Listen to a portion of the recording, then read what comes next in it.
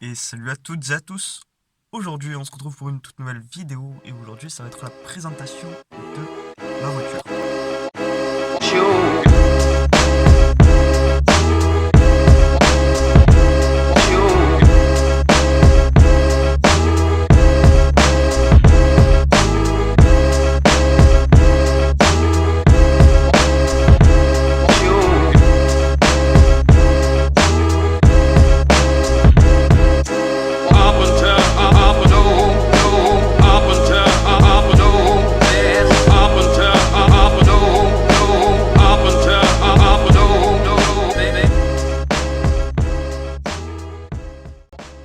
Alors, pour toutes les personnes qui ne le savent pas, c'est une Micra K11 de 1993, 1992, je sais plus, enfin, ça doit être l'un des deux en tout cas, 92 ou 93, mais bon, ça commence à dater, elle a plus de 20 ans, voilà, elle est plus vieille que moi, et elle marche relativement bien. Alors, je vais vous la présenter, c'est une voiture qui est vraiment très sympathique, tout simplement, parce que, au final, c'est une voiture qui est vraiment pour les jeunes permis. En fait, vu qu'elle est pas excessivement puissante, enfin pas très puissante, ça va au final, elle a quand même 75 chevaux. Et par contre, ce qui est intéressant, c'est qu'elle a un poids qui est inférieur aux 800 kg. Donc il y a un bon rapport poids-puissance. Ça fait à peu près un cheval pour environ 10 kg. Bon, c'est pas encore une voiture de sport, mais on peut s'amuser avec. C'est un espèce de mini-kart, en fait, au final, on peut se le dire. Et voilà. Donc maintenant, je vais vous présenter un peu tous les avantages de la voiture. Alors, donc déjà, c'est une voiture qui est intéressante pour les jeunes permis, tout simplement parce qu'elle n'est pas très chère à l'achat. J'ai regardé sur le Bon Coin, on peut en trouver entre 500 et 1000 euros. Pas 500 000 euros, hein, entre 500 et 1000 euros. Voilà. Donc au final, ça fait une voiture qui est très peu chère. Il y a très peu d'entretien à faire dessus au final. Euh, parce que ben, quand on regarde, il y a tout simplement, c'est pas une cour à distribution, mais c'est tout simplement une chaîne de distribution. Donc au final, ça fait ça en moins. Au niveau des plaquettes, tout ça, pour ma part, j'ai fait presque 60 000 bornes sans avoir les changer. Et elles sont encore en bon état, ça freine correctement. Après, moi, c'est assez spécial, parce qu'au final, j'utilise beaucoup le frein moteur. Mais au final, on n'a pas tant besoin de freiner que ça. On peut s'amuser pas mal avec, même en étant jeune permis au final, parce que c'est un moteur qui est assez robuste. C'est un 1,3 litre de.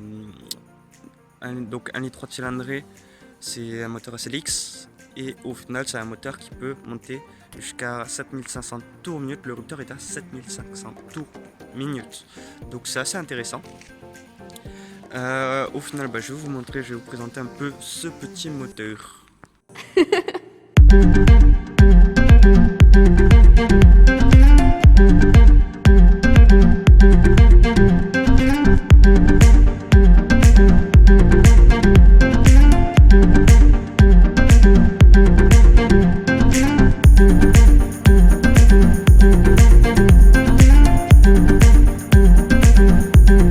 Et voilà, on se retrouve face au compartiment moteur. Alors on voit Nissan Twin Calm 16 valves.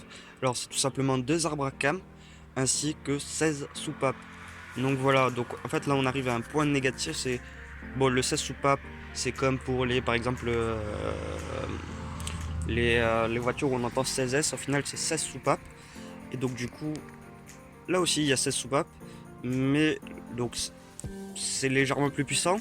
Mais au final le problème c'est que il y a tout simplement une surconsommation. Donc on passe d'une citadine qui est pratique, où c'est pratique de se garer un peu partout, où on peut faire de la ville, à une voiture qui consomme un peu quand même.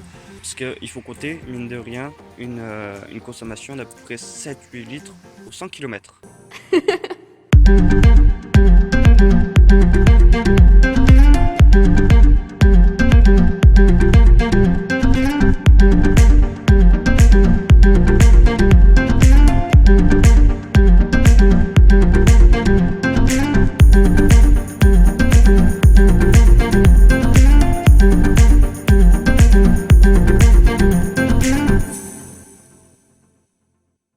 Alors maintenant, partie intérieure.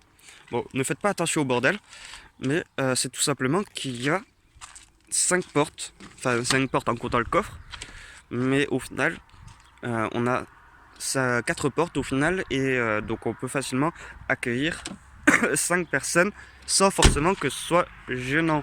Après, le souci avec cette voiture, c'est que au final sa puissance, bon, c'est une petite puissance au final, c'est pas 150 chevaux quoi. Donc c'est très bien lorsqu'on est à 1 ou 2, mais lorsqu'on dépasse les plus de 3 personnes dans la voiture, bien, on se rend compte qu'elle est vraiment pas si puissante que ça. Et au niveau de l'accélération, c'est pas si ouf que ça.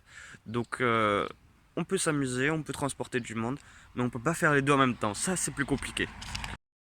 Voilà au niveau du coffre, donc, comme la place qu'il y a, on peut pas mettre grand chose au final. C'est une petite citadine, mais c'est toujours bien pour partir en week-end par exemple à 2 ou 3. Il y a toujours de la place. You lay there on the kitchen floor. It seems like you can't take no more. I'm sorry, but when my engine starts, I just can't get enough. I'll let you up and tie you down, so you'll be here, won't sneak around. I'll lace you up and put you on. Running for you every day and night. I'm running for you, gotta move, don't want no ride. So warm me up, cause I know the world is at my feet, yeah. So take me higher, baby, let's go and hit the streets, yeah. So I'll keep running for you. So I'll keep running for you. Ok, écoutez d'abord, si cette vidéo vous plaît, si vous voulez ce genre de vidéo plus souvent, n'hésitez pas à mettre un like, à vous abonner, et aussi vous pouvez me soutenir via YouTube en regardant une publicité gratuitement, ça me rémunérera, et au final tout le monde est content. Voilà, tous les liens sont en description, j'ai aussi un Instagram, j'ai aussi, pour l'instant j'ai qu'un Instagram, mais peut-être que la suite arrivera après. Maintenant, on va s'occuper de changer le filtre à air, qui est pas très compliqué sur cette voiture. Ok, donc pour changer le filtre à air de cette voiture, c'est vraiment très simple. Voilà, il suffit juste de retirer ça. Donc chose que j'ai déjà faite, et de retirer. Et voilà, on a accès au filtre à air. Donc là c'est l'ancien. Par contre là on a un souci parce que c'est pas du tout les mêmes. J'ai regardé ça. Bon alors les amis, je suis assez déçu, en fait je me suis fait avoir. C'est tout bête, en fait c'est pas un filtre à air, c'est un filtre à habitacle. Donc c'est normal que ça pouvait pas rentrer, que c'était pas la même taille. Voilà, attendez, je vais vous montrer l'emballage. En fait c'est mon père qui me l'avait passé. Et il y avait écrit cabine air filter et Micra K11. Voilà. Et au final, c'est un filtre d'habitacle. Voilà, donc du coup, en fait, si je lisais un peu mieux, j'aurais su direct que c'était un filtre d'habitacle.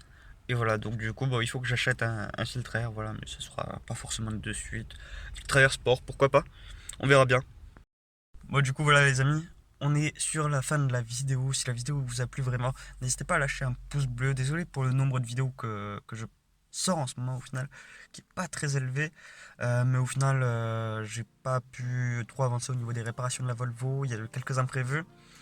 Et donc du coup je peux pas forcément sortir des vidéos par rapport à ça, mais promis, il y a d'autres vidéos qui vont sortir. Voilà, j'essaie de manger en fonction de la connexion internet que j'ai, sachant que en ce moment j'ai plus de forfait, donc pour upload des vidéos ça va être un peu plus compliqué, mais bon, je vais essayer de m'arranger.